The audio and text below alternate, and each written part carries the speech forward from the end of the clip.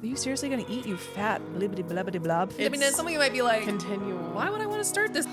Sensitive. She's sensitive. You are listening to the Tammy Talks Unscripted Healing Podcast, where we share stories that are, you guessed it, unscripted. That's the thing, this journey doesn't stop. It doesn't really right? end. We have a general sense of the topic each episode, but really the whole point is just to show up and be authentic and let our inner child speak its truth. And I have continued to work through that story of constantly hearing, well, we don't want, got a hot dog on our hands. Yeah, guess what, Mr. Sabatsky, you do. So I'm so excited that you are here, and it is my hope that you hear yourself somewhere in the story so that way you can feel seen and heard as well. So let's start talking.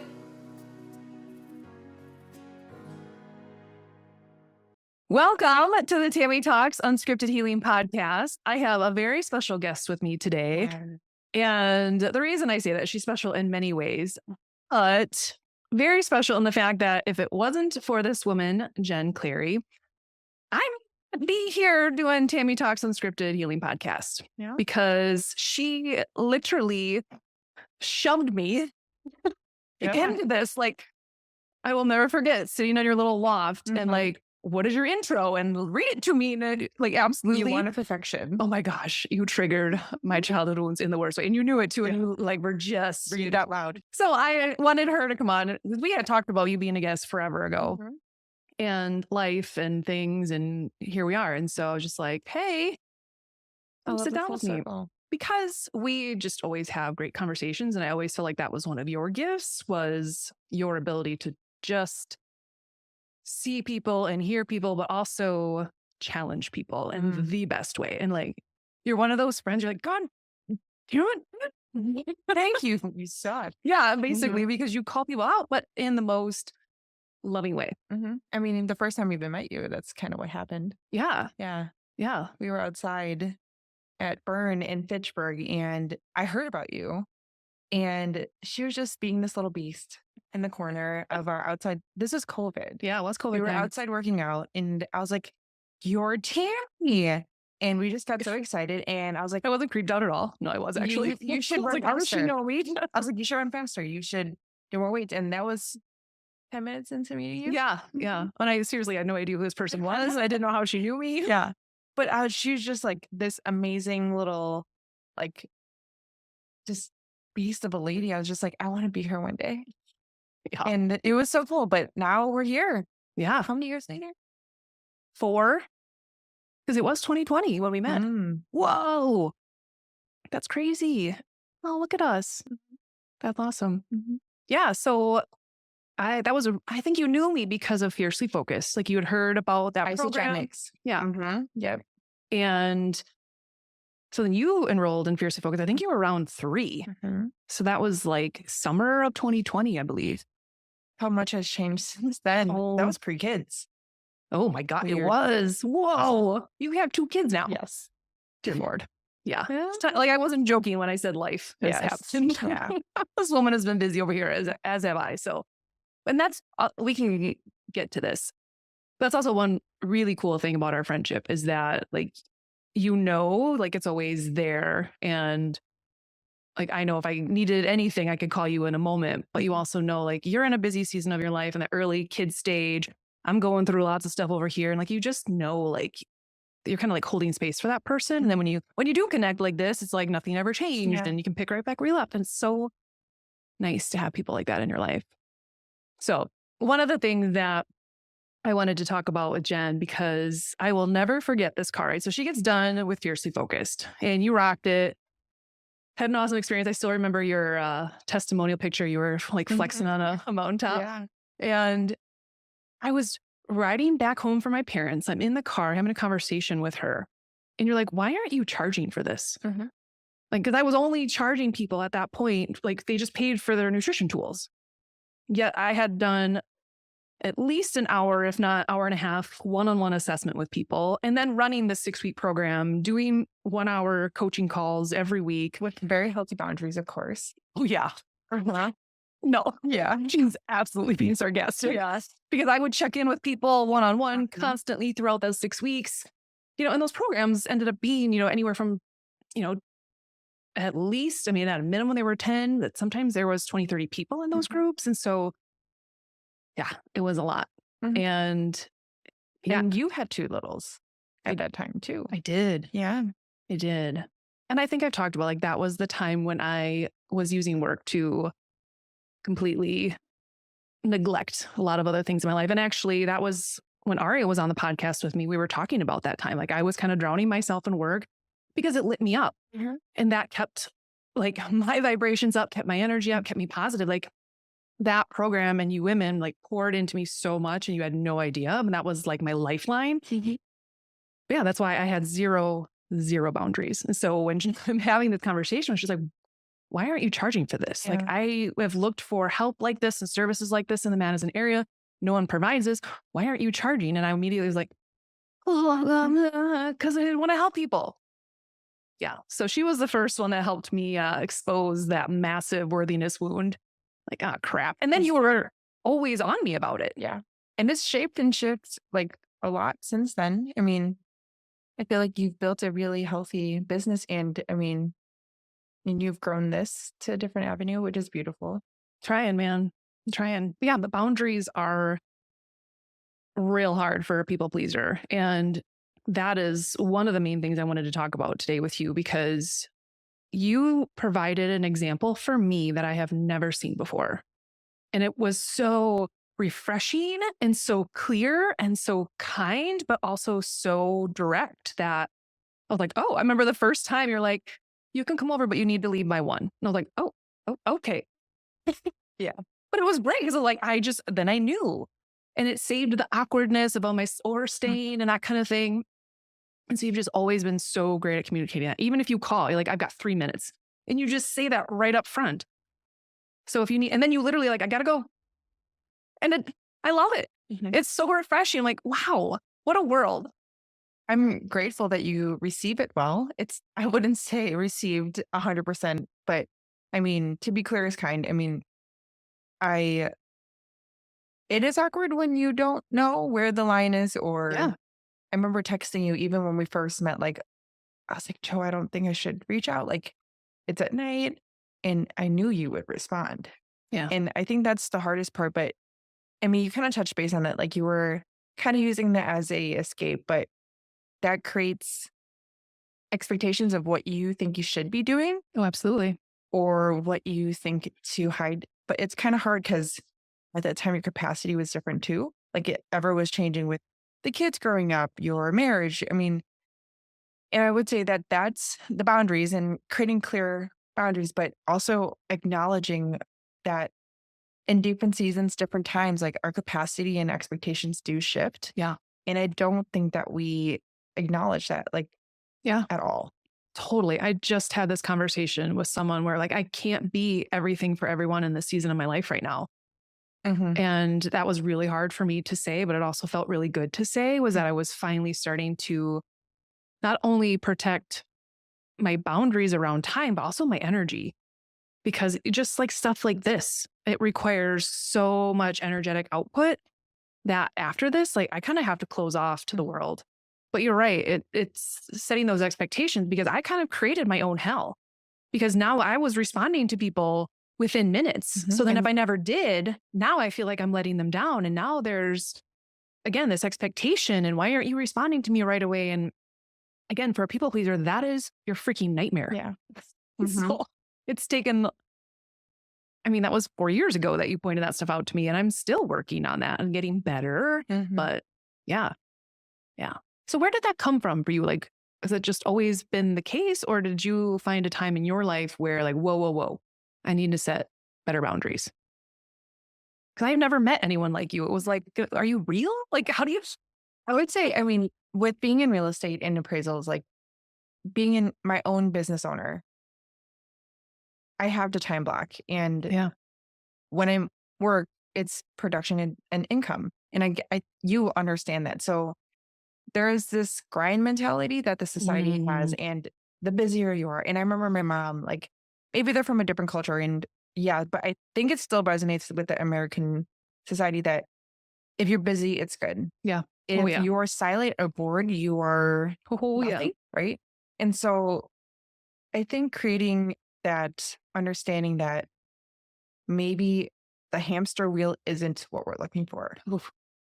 So, when I met you, we didn't have kids yet, Joe and I, but trying to grow the business, and it was a very, very busy time. And I think we were just starting to try to have kids, and I had to protect that energy. Like Mhm. I wanted to give, and similar to you, like I want to help, I want to XYZ. But I think having to navigate and look into the core of what am I really trying to achieve, and then shaping my expectations based on that core value and adjusting what I can do for Yeah. the capacity. Because I'd say even right now, let's just use an example of cleaning the house. Mhm. Our house is a good size. I have 2 kids and my mom lives with us. We have 2 dogs, 2 cats. Yeah. But for some reason, I still think that I should still be able to clean the house, cook dinner, finish work, this, and this, and this, and this. And at the end of the day or end of the week, I am fried, Right. You have nothing left. resentful, like Yes. just exhausted. And we have to have that revisit of where we are. And I don't think that us as a society allows us to reflect on that. No, not at all. We And just keep going. you're right. And that is so ingrained and it's such a conditioned thing to always be going, always be doing. And I grew up on a farm, so it was very much that way. Like there Yeah. was always something to be doing. And so if you were resting, it was like, what are you doing? Why are you Yeah. being lazy? And like that was never directly said that I remember, but that was just the mentality because there was always something to be doing. And so it's taken me, I mean, going through this healing journey the last like 2 years where I finally, well, one, I didn't, in 2022, I didn't have the option. Like my body would literally shut down to where I had to nap because I could not function, which is not like me. I would go 24/7, 100 miles an hour typically, but it would shut me down to where I had to lay down. Whereas now I actually honor that when I feel that creeping in, like, okay, it's time to rest. And I see that as such a crucial part to reserving that tank and Yeah. that energy and just the process of work. Like if I am at E on empty, like I'm not serving anyone, Mm-mm. certainly not myself. And from an inner child perspective, now I completely abandon myself because I've given to everything and everyone and have nothing left to give for myself. And even with what you just said, like you're giving to everyone and everyone, like there's a should that Yeah. is attached. Like I should be giving time to the kids. I should be giving time to my podcast, my work, my XYZ. Fuck the shoulds. Let's Honestly. repeat that. Yes. 1, 2, 3. Fuck the shoulds. I mean, but really though, like we just, I mean, I always say like I'm surviving. And that's based on the shoulds or the I have tos or the Yeah. whatever phrase that we say. But for us to say yes to something because we should be doing it versus saying yes to something because it's a hell yes, I'm interested. Yeah. Like that goes a totally different direction and energy wise. Like Mhm. coming here, it wasn't a should. This fills my cup. Okay. And but how many people said yes because I should say yes? Right. And then at the end, like, how do you feel? Exactly. And I don't think that we take the time to evaluate why we said yes or the core of what happened.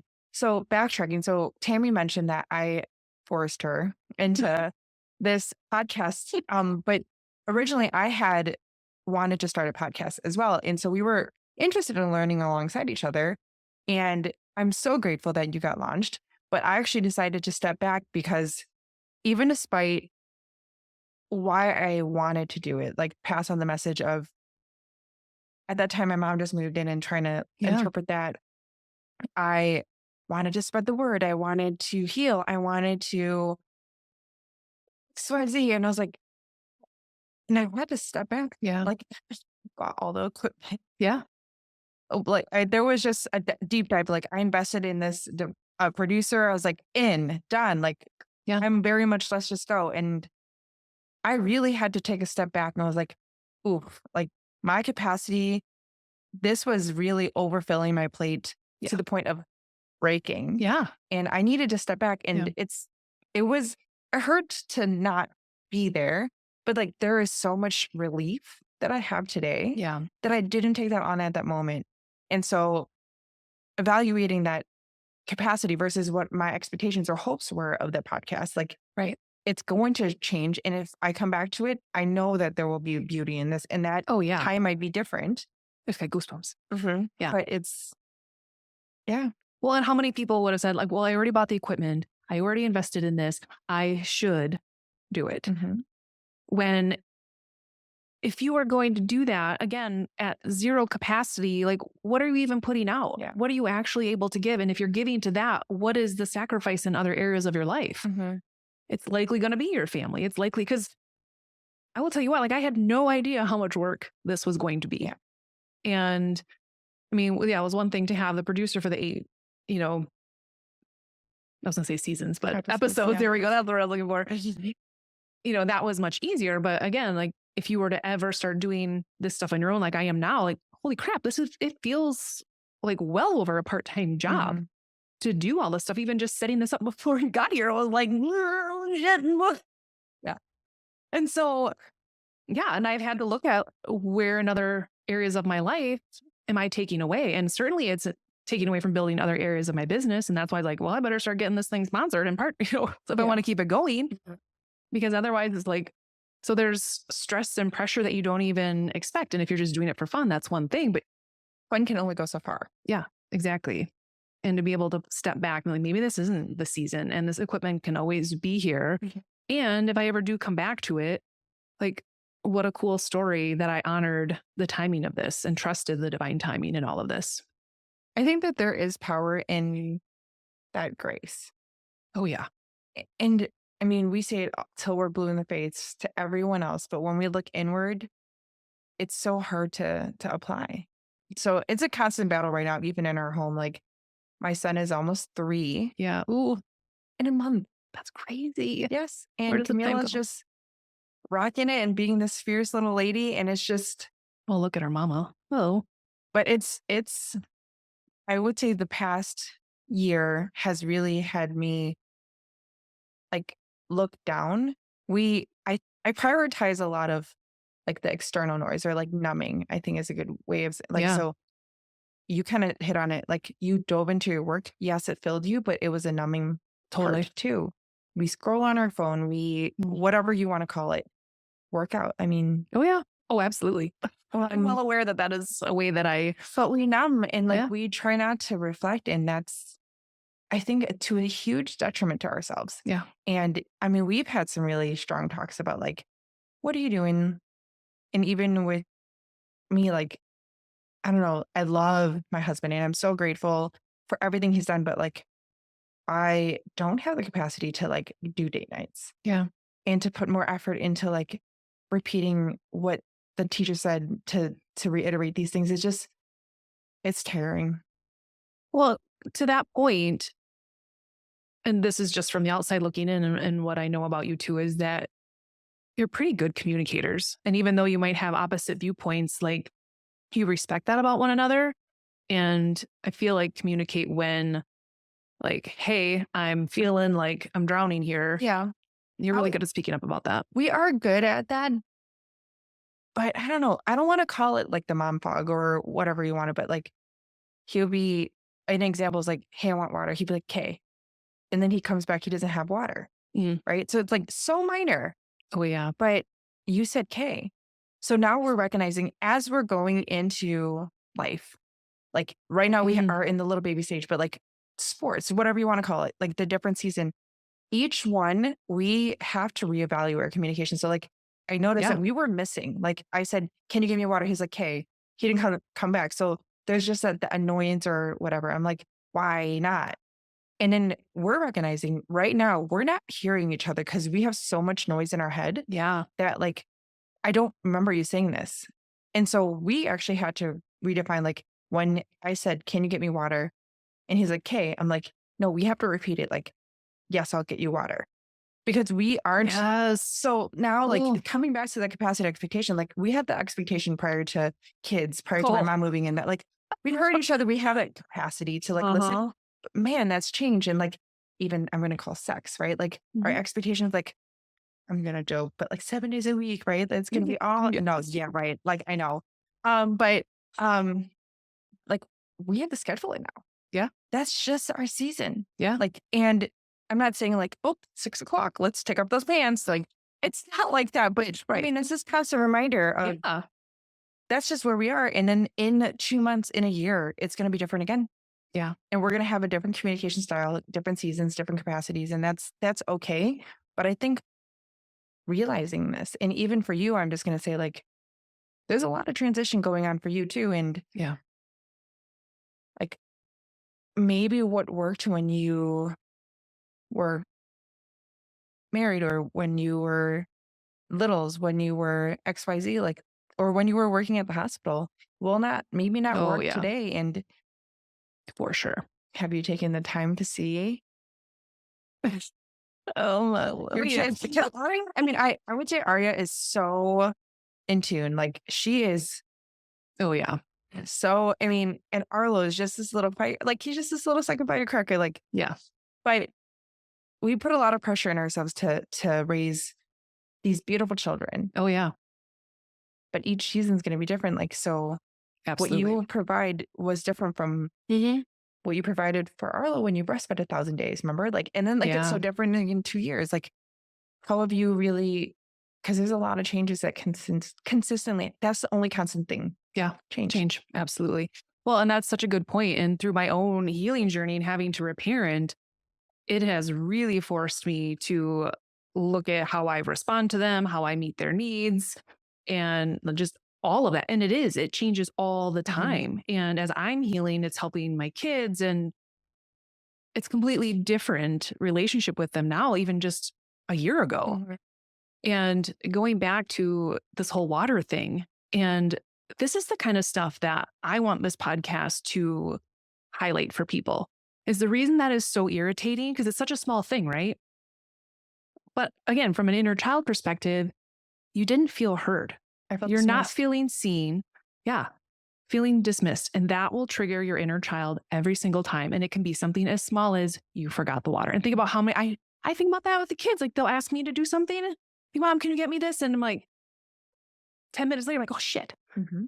Like, it's that kind of stuff that I'm like, oh my gosh, like, because I know now on a deeper level, like, I don't want to create that so they're an adult, 40 years old, getting triggered when someone forgets to give them water. Mhm.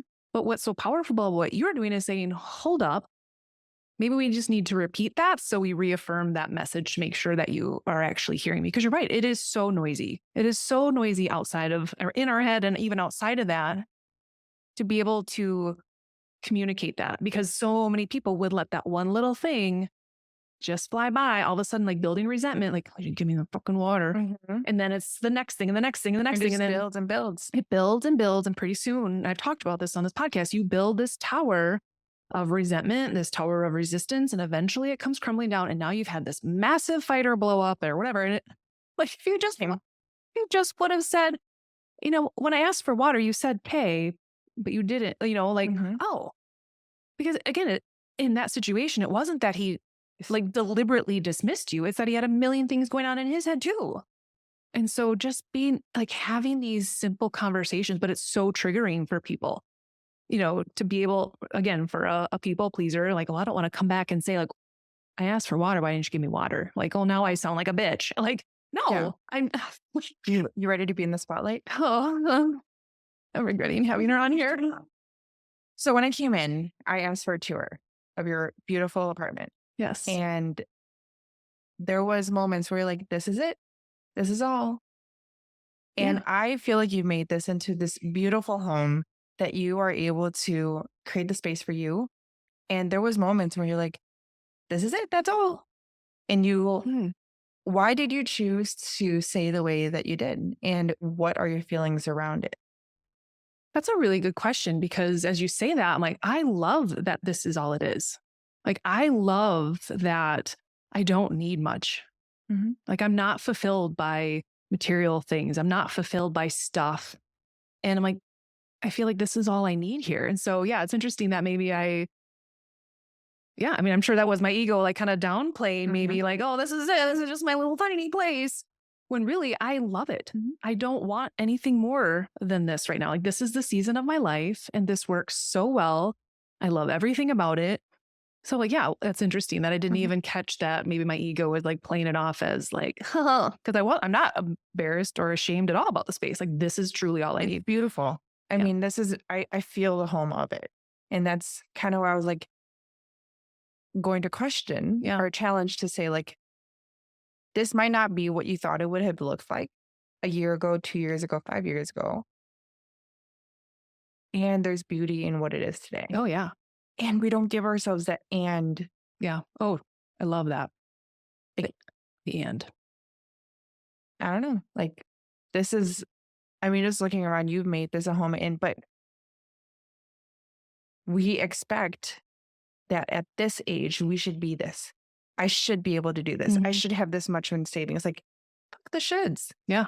And but even right now, like, I'm navigating what I should be doing with my mom. So my mom has been diagnosed with a neurodegenerative Yeah. The disorder. tongue twister. Yeah. So, but there's some neuro issues. And so she's living with us and like navigating what I think she should be able to do for a 64-year-old woman. Yeah. You should be able to know where the cups are after living here for a year. But the shoulds and like my expectations of her capacity, whew, Yeah. that's been an interesting one. Right. To have compassion for yourself in that, but then now like feeling it being triggered with your mom and like, Yeah. how am I not able to offer her the same kind of compassion? Mm-mm. And that's been, I would say, the thing that's been eating my capacity. Yeah. Like, I would say my mom is my mom, right? There's this maternal and daughter love, but It's also very triggering. mm, And now you're like, and like, living in it because she's living with you.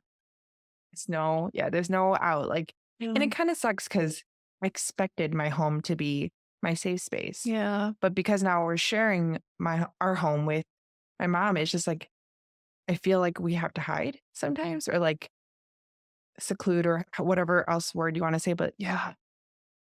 working through the inner child work though has been really interesting to why I am even setting these expectations or I have no capacity. Like she went into diabetic shock like a month ago. She was unresponsive for a whole hour and like I didn't know what to do. Yeah. And then we got the screening from her neurologist that she indeed has some cognitive issues on my dad's anniversary of death. So it's like very divine and like circle, but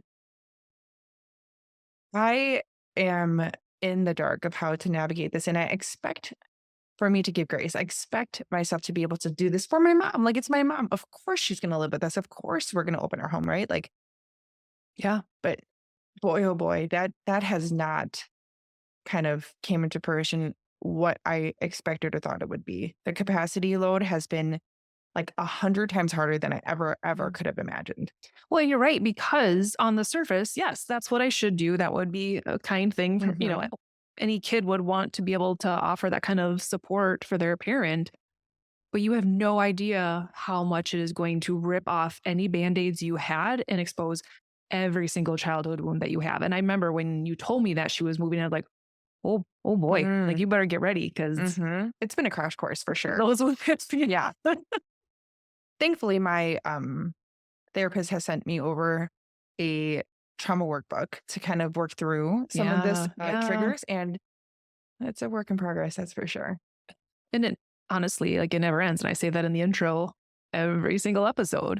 But you're doing the work. And that's when at least your inner child is like, okay, yeah, I'm triggering you, but thank you for acknowledging that this is a trigger and not sweep it under the rug anymore. Being aware when you are numbing and all of those things. Like if you can make sure your inner child is feeling seen in the struggle, at least, like I'm not going to abandon you anymore. Yes, this is hard and this is an incredibly stressful season of our lives, but I'm not going to abandon you.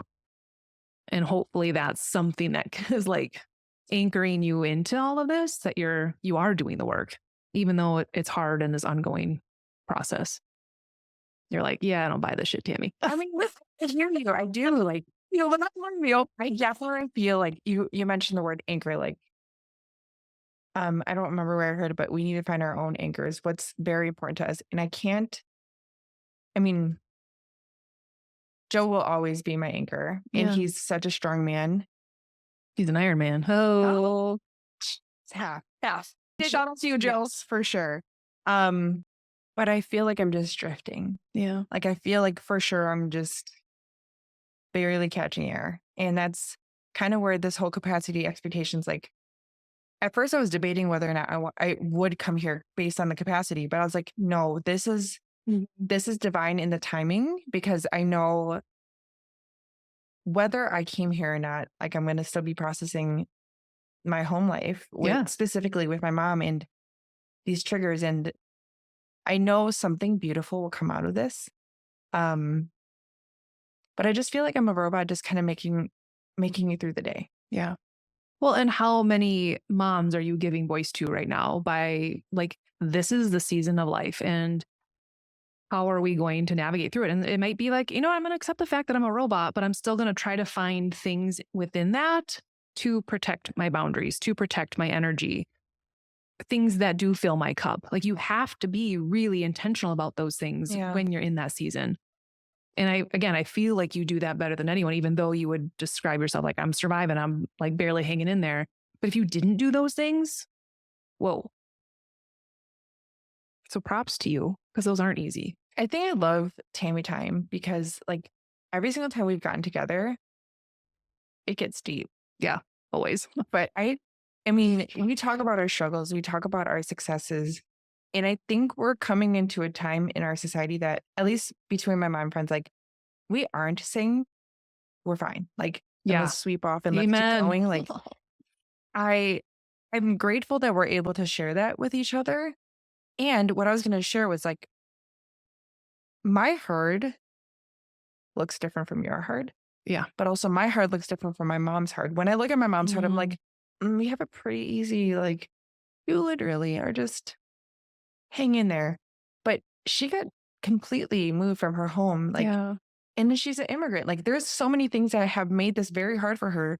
And now her spouse is gone. She's still grieving. Like, and her heart is so hard for her. And she said something yesterday to me. She's like, well, at least my mother-in-law, my mom's like, at least she isn't as sick as me.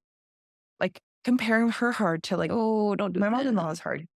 And so fascinating because you are going through your stuff and you probably would never wish it upon. And I'm going through my stuff. And it's so incredibly challenging for us. But also Mac, who's 3, cries about him wanting to color. And that's the hardest thing he's dealt with in his life. That's his heart. And same with Arya, same with down the road. Like, giving that grace to realize that everyone else's narrative is different. And so like, I'm trying to accept the narrative and capacity and expectations my mom has for herself and for me. And like, I need to move through this, but in this stage right now, I'm in the anger stage. Yeah. Like I'm so stinking angry. And I know one day I'm going to move to the next step. But we'll get there. What are your outlets for that? Because I was actually just talking about, and I think the clip that we shared from the inner child retreat was with Sarah. And that was a major emotion she needed to release from her childhood was anger. And so we were up on this mountain and we screamed at the top of our lungs with her. And then everyone just started bawling because it was like, you felt this huge release. And then we had her chuck a rock up the side of the mountain, like praying that was rolling down below. We didn't hear anything. We think we're good.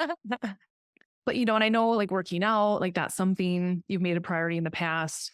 And that I know that when I lift, that's a huge channel for me and my anger. Like that's when I get out maybe the rage or the aggression or that kind of stuff. Whereas, other types of things might help me move through other emotions like paddleboarding. And it's a good time for me to cry.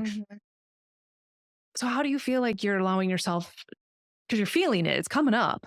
How are you allowing yourself to release it? I don't think I'm there yet. Okay. So like these past 2 days, I've journaled in the morning and it's been a great way to start the day. And I know this is not a feeling that's going to pass. Like it's going to take its course. It's going to take its time. Maybe additionally, it's because I never really grieved the loss of my father. And like, there is just a combination of feelings. I think that I don't know where I read it, but the quickest feeling we can have is anger. Like their root might be different, but we display it as anger. And so maybe I'm not really angry. Yeah. Ooh. Gosh, I feel like I don't know if we directly talked about this with Don, But like anger, he can feel that one. He can feel that one easily. But to get to where it is sadness and grieving the loss of the childhood he should have had is like the anger was like, I'm just going to go there. Like that feels safe for me to release that. But it was these other ones that felt really vulnerable. I was like, nope, not going there.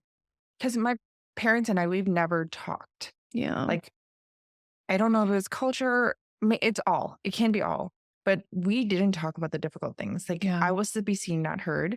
And I definitely didn't talk about any issues like at all. So, and even when I've tried connecting with my mom in conversation, we have a language barrier. She only speaks Cantonese and I speak very broken Cantonese and I speak English, but having those conversations and then feeling not heard still. Yeah. And her repeating the same thing and just over and over again, it's just the same cycle. I'm like, maybe I feel that trigger of, again, not being heard or seen still. Because remember, I told you my mom had that diabetic shock. So she was unresponsive for an hour. I was able to get her sugar up after a whole cup of juice and like a little food, and she was 43. So to give you concept, like from 80 to 120 is like a healthy amount. Yeah. Like, and this is at the end of the night. She was at 43 after a cup of apple juice an hour later. And she comes out and she says, "I'm sorry, Joe." Oh. She didn't even acknowledge me. Like, I just got so many. and I don't know. I have a great support system and I have, like Joe, as I said, and I have people that I can talk to about this, but I just feel like I keep repeating the same things over and over again and I'm not making it through. And I keep saying that I'm angry, maybe because that's just the easiest emotion. And that's how my parents displayed their emotions. It was anger. There was no sadness. There was no happiness. And that's what they showed me. And maybe that's what I'm just translating because that's all I saw from them. That's all you know. Right. And how do you learn? And we have such a wide range of emotions, but so many of us were taught like, no, it's only safe to feel this range. We were never taught how to feel these other ones, especially in a safe way. And so it feels very vulnerable when they're coming up, or you don't even know what they are, or it's like, do I even explore that? Or do I just call it anger? And that's where you can give yourself compassion. Like I didn't have that example. And so now I'm in a stage where, fuck, I gotta like I have to unlearn all of the ways that I suppress these other emotions. And then I have to learn how to actually like feel them. I don't know how many people will be living in a multi-generational home. No. And I hope some people get blessed to be able to do that, but it opens the wounds. Yeah. Like things that you're able to segment and like kind of space away from when you are able to leave your parents' house or like when you're visiting, like that all comes crashing so hard when they are in your space 24/7. And we just got that we received the information that we can't leave her alone. So like she needs to be monitored at all times. So it's like, there's no grace. There's no time. And a lot of the things that we hid from or like, so I'm almost 35 and at 18 I left and my home to follow, but I essentially like ran away from my house because I didn't want to be in that environment anymore. Yeah. Ooh.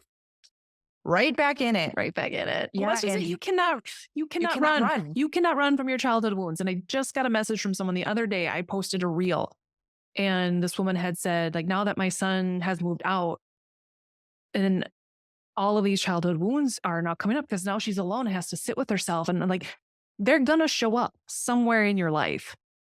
And so like, they're not going to run away. Like, here you are. But it's so interesting, like taking that time to interpret it. Yeah. And how, I mean, definitely Neosporin and hydrogen peroxide is not going to clean the wound enough. Like there's a lot of work that needs to go in it. A lot of work. But you have to in order to change that story for your children, because how am I going to be a mom that allows my kids to feel every range of emotion because they're watching me do the same. And that's hard. So yesterday, my mom came back from Chicago and she was gone for close to a week. And the energy is different in our home when she's around. I think specifically because of me, because I'm very tense and like short. But our son has been sleeping in really well in his own bed, like for a period of time he was coming up. But So he just kept getting up and he just needed comfort. And I'm like, Jordan, we're like, this doesn't really make sense. What's going on? But it's interesting because I think everyone feels it. Yeah. Well, to think that, I mean, kids are so intuitive. And that is, again, another thing I hope to get through with this podcast is like, you're not hiding anything from your littles. I don't care. Again, Corby, he was in his mom's womb. Like, you feel that trauma. You feel tension. Kids pick up on that stuff. They don't know how to communicate it. And so they might, all of a sudden, if you see behavior changes, like that might be their way of like, hey, I sense something going on here. I'm too young to communicate what's going on, but I feel this. This is actually a really good tangent on. So when Tammy and I first talked about the podcast, like I had this idea, like I'm going to go talk to homeless people and record what they want to say. I want to record blah, blah, blah. And I had this joke for a while that like, why do we save eulogies for the night? Like for when they're gone. Right. Remember my joke on this one? Yeah. So I had this idea of calling these sessions awake because you're awake for the wake. And people are dying to talk about it. Oh, no. Listeners are all here. But I think that there's so much power if we were, I wrote a letter to people that have like inflicted pain to me and it's not enough. Or I say it out loud to someone else or I read it out loud. It's not enough. But like there is power into taking that time for reflection and like acknowledging what, why, and how. And maybe I just need to say my piece with my mom or like say my piece that I wish my dad could have said. Like, yeah, we hold and reserve our true thoughts and feelings sometimes, or maybe we don't even take the time to think about what they really are. But I think if we were to be honest with ourselves, we can realign and adjust our expectations for that. Right.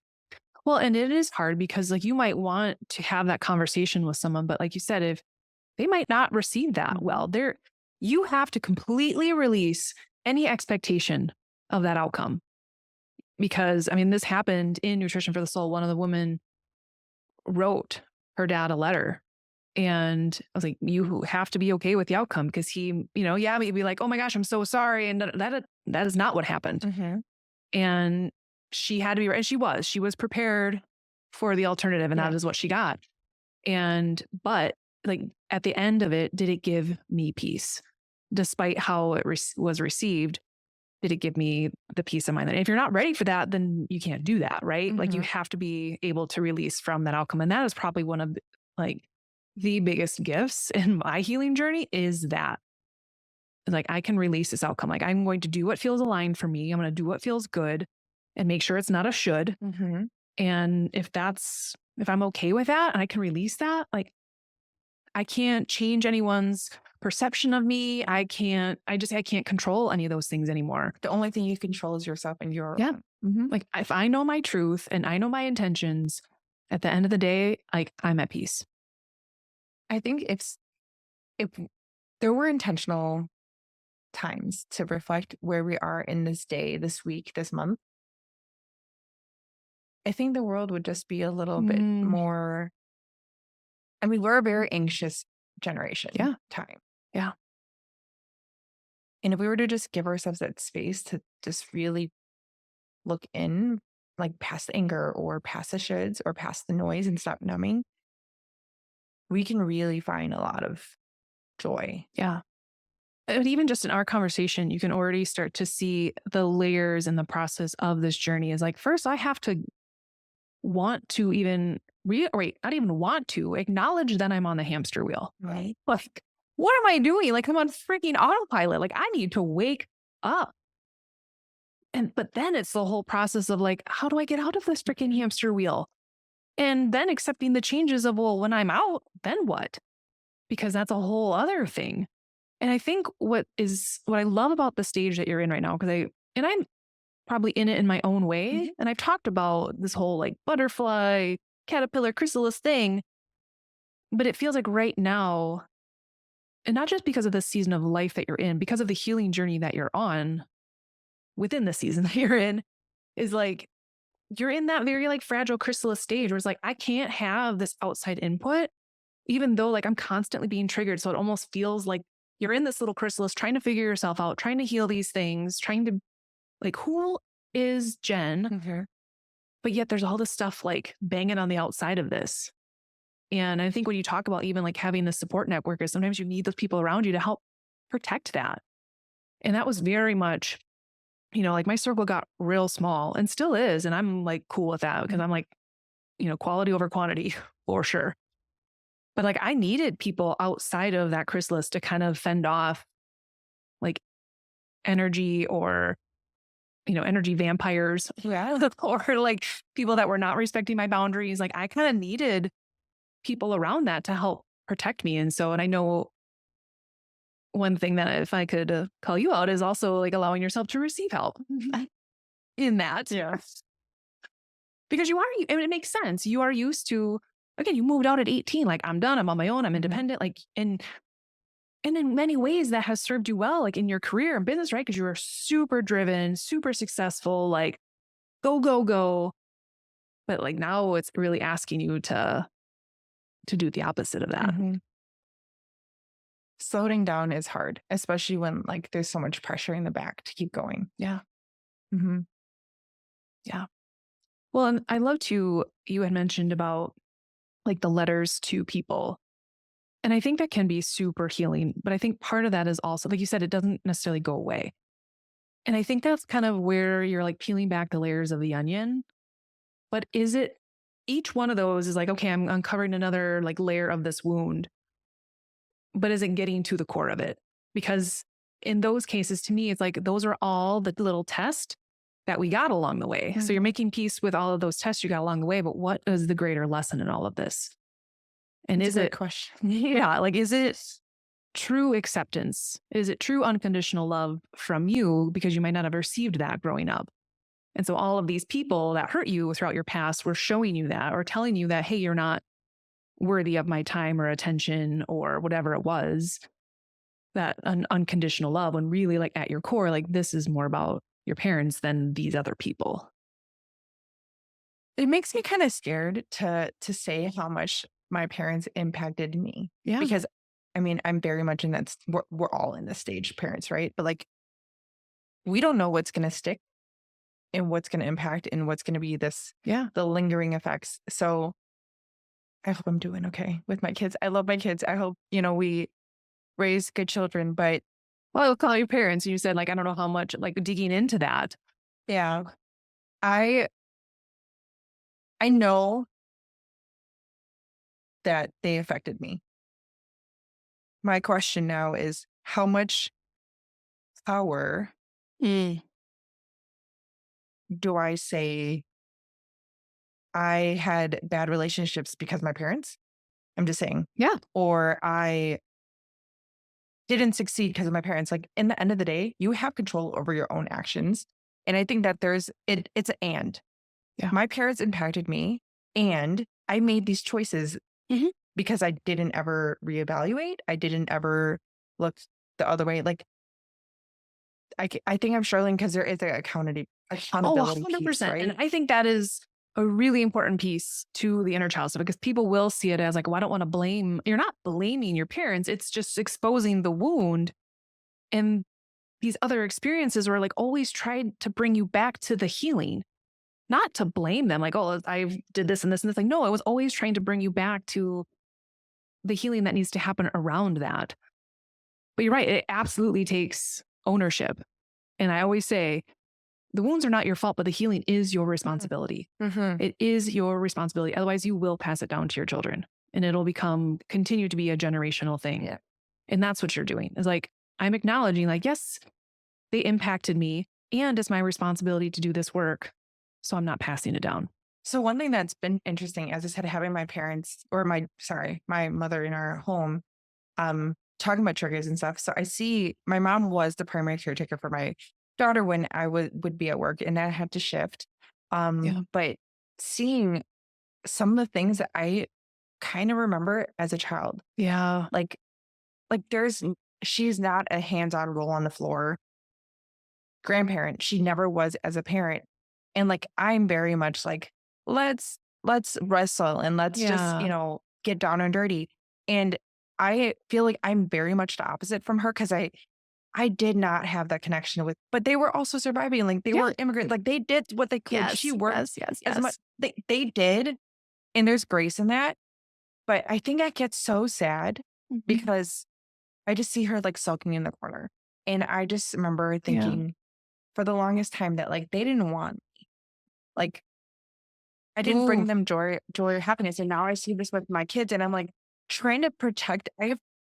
When the first few months when my mom moved in, I just remember thinking like I needed to protect my family, my little bubble, You like needed to protect from little Jen.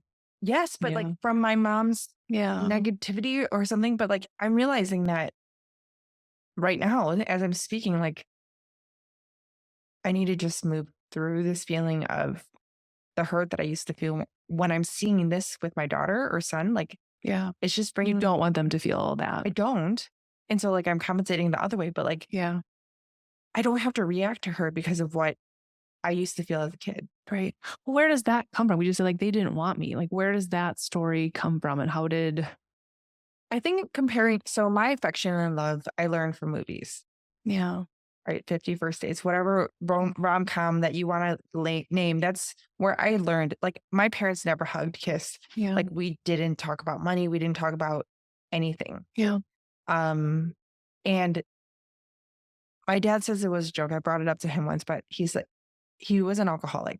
And he said, the only reason I had you is to go get me beer. Oh, dad. And I was young when he said this. And of course I believed him until Mm. like even recently, I'm like, okay, that was, he says it's a joke, but like, Oh no, your but there ego. was no No. connection there, right? Like even That was his actions aligned with that right. statement. So Ugh. like there was never that repair that is so important now. Like we had arguments, but there was no repair. There was no intentional conversations. Like uh, it was the best that they could in the childhood that they knew. Yeah.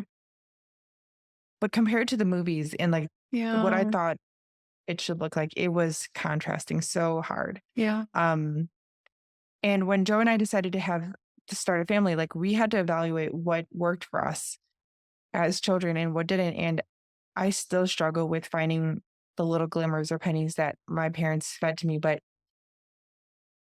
I don't want to repeat that for my Yeah. kids. But like I just see it now with her in her home. And to anyone that's about to have their parents or in-laws and like it's okay to set those boundaries. You It's have to. okay. Oh, but I don't know if I shared this. One time my dad, Mac was born. He was no more than like maybe 3 months. And my dad, as I said, was an alcoholic. So he stumbled in his room, my son's room, and like would just like look in his crib. Yo. Because he's like, I heard a noise. I was like, regardless if you hear a noise or not, like this is how we want to do sleep training. Like we were very much adamant on the sleep training. And my dad was like, trust you. Look at how that turned out for you. And I'm like, he just belittled me from there. And that's just been this echo from like my Yeah. childhood and just, I don't know, like I've been told to just reframe because the culture and translation is different from the language. But that's just how I was raised. Well, that's yeah, ingrained in deep. And so now even like when my mom questioned or like when I challenge my mom Mm-hmm. and I'm like, nope, we are going to raise independent children. You don't need to spoon feed my 16-month daughter Yeah. food. She can try to get this on her own. And so it is okay to set boundaries. It's okay to have your expectations. But I think the biggest thing is to evaluate and wean through the noise of what your parents taught you, Yeah. what society, Instagram, TikTok, all of All of those it. things, All of it. and read it through and choose. Yeah. Look at this as like spices. What do you want to add into your own family? Because all of these are options. Mm-hmm. It is not mandatory. Right. And we go into it in a very conditioned, like, well, this is what they've always used. This is the way they've always cooked that. And there was a story once of like this woman who was like making this holiday ham and like cut the ends off. And this person's like, that's what the mom did after the grandma. And then the daughter was like, well, why are you doing that? And it was literally just so it could fit in the pan, but it had nothing to do with it. It was just this thing that got passed down. But you're right. Like, wait a second. This is our family. That's such a beautiful analogy of what do we want to put into this? because I don't want it to be like, well, this is just how it's always been and how it's always done. Because yeah, wow. When you look at, like, I don't want to bring in this whole slew of shutting down emotions and not validating, my kids' emotions or making them feel like they are not loved or wanted and when you talk about, like, again, this isn't blaming, but even in this case, and this has come up in every episode where we have talked about parents, is it so evident to see where their own blocks were. Yeah. And that as a kid, you want the full capacity. Like, you sense that, right? As a kid, like, that's what you want from your caregiver. You want all the love, all the affection, all the things you see on the movie, right? But then when you're only presented with this little amount, that feels weird as a kid. Like, something isn't adding up here. And then it gets validated through words, through actions or lack of.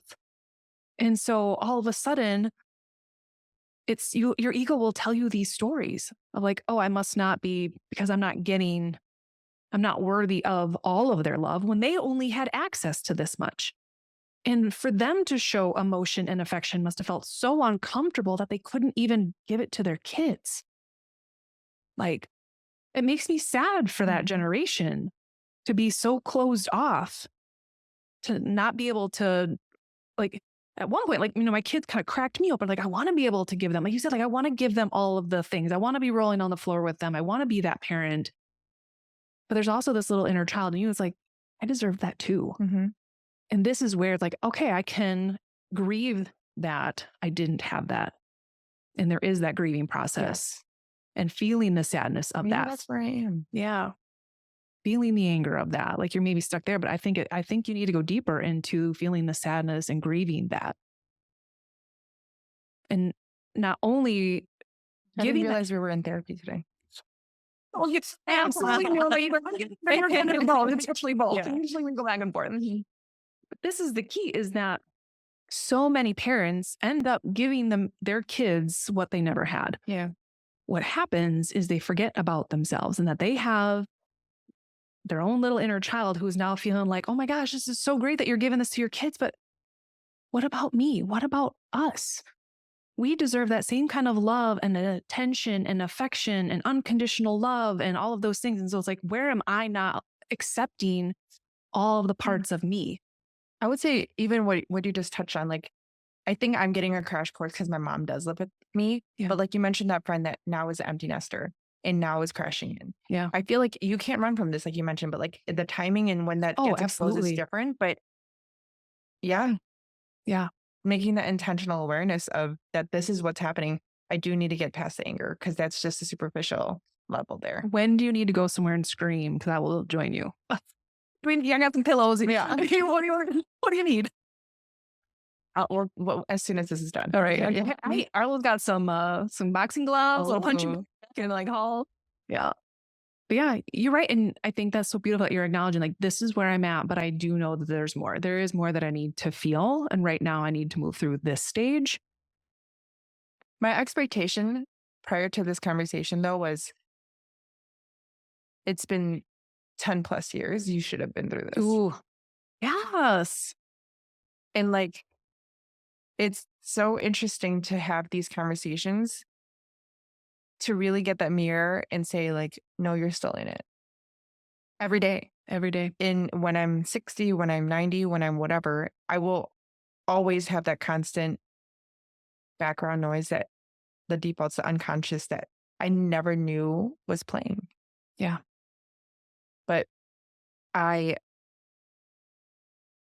will adjust the fact that I expected myself to have been through and healed in the year. Right. But you're also like not even close to where you were before. And I think of that too.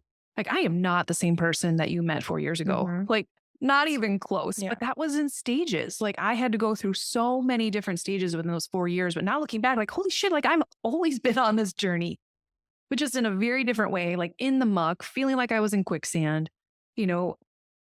So it's at the same time, like, yeah, there's still moments where I'm like, I've got a lot of healing to do yet. And holy shit, look how far I've come. Because you are not on autopilot anymore. You have turned that off. You are fully aware and awake. And you are a rare percentage of the population who has been willing to do that. And you have to, at some point, like pull back and give yourself credit that I am living awake and aware. I'm going through it and it's hard as hell. And some days I feel like I am stuck in the mud. I'm still sludging through it. I think something that you just kind of brought up to me is like, what if I were to be able to say something to my mom or like vocalize to me, like to move through this, what would it sound like? And I don't know what that would be. Or even to my father, like the whole saying your piece thing, like, Yeah. what would bring me that peace? What would I have to say? What would it be to say, to give that weight to my childhood, like to have that time with that? What to if really, you like, even wrote a letter from your inner child perspective, like little Jen, like what did she need? If she could say, this is how I wish you could have loved me, Dad. This is what I would have wanted out of that relationship. Yeah. This is what I deserved. It hurt when you said these things. I know that you were blocked, but that fucking hurt. Mm-hmm. And to just let her speak so truthfully, so authentically, to get it all out, like it might need to come from her, not necessarily from you, because then you'll likely filter it and and I think she just needs to have a voice and to be seen and heard in her story and her experience, because that is something you never felt.